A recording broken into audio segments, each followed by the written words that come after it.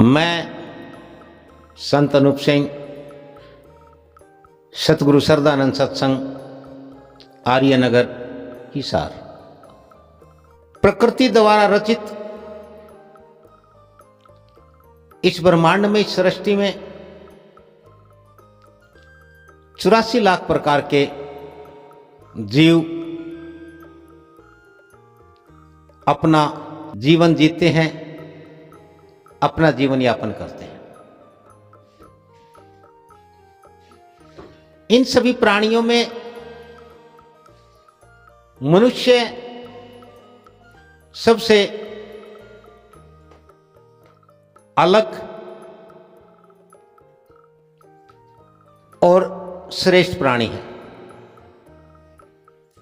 सभी जीव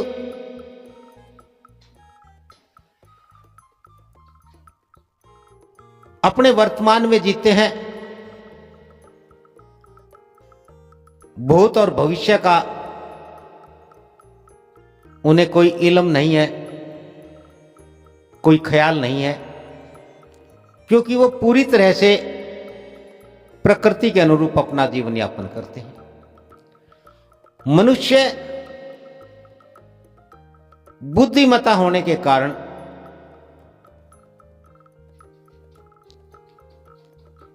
अपने को कुछ अलग और कुछ अधिक मान बैठा है। इस कारण से वह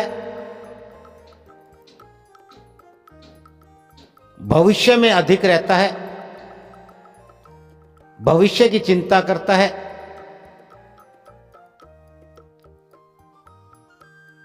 वर्तमान नकार सा दिया है मनुष्य ने अतीत से, और सीधा भविष्य। एक उड़ान है यह मनुष्य की। सभी जीव इस संसार चक्र को चलाए रखने के लिए संतान पैदा करते हैं, मनुष्य भी पैदा करता है। सभी जीव मनुष्य के अतिरिक्त अपने अपने बच्चों को केवल सक्षम, योग्य अथवा उडारू होने तक ही उनकी पालना करते हैं,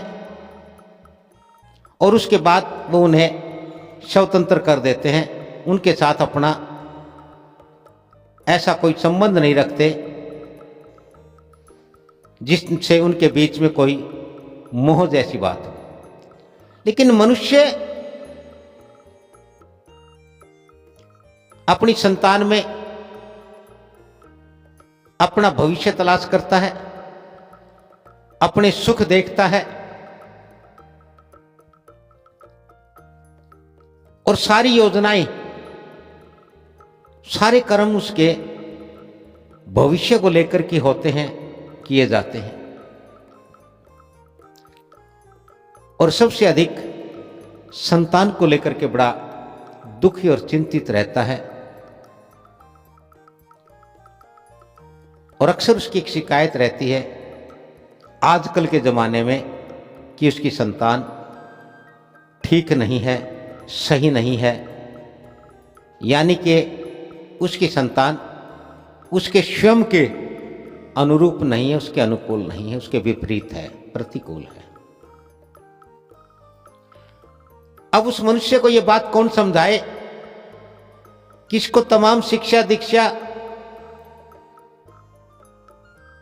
सांसारिक सारी जानकारी तूने स्वयं दी है, तमाम रिश्ते नाते समझाए, सभी अच्छी बुरी बातें बतलाई,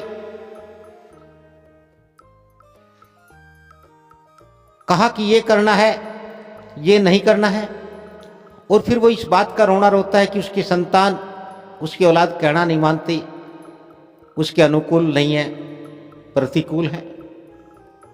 तो इसका दोष किसे है?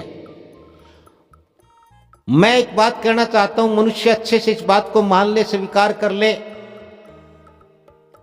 जिसे हम प्रकृति कहते हैं, जिसे हम डीएनए कहते हैं, वो ये है कि आपके बच्चे वैसे ही हैं जैसे आप हैं।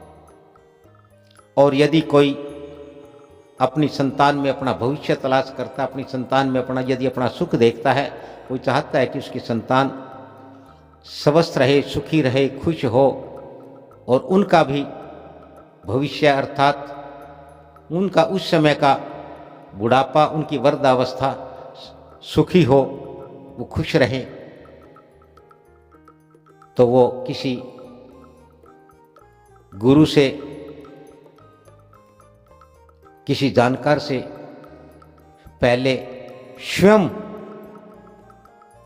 वैसे बने, वैसे हों जैसे वो अपनी संतान को, अपने बच्चों को देखना चाहते हैं।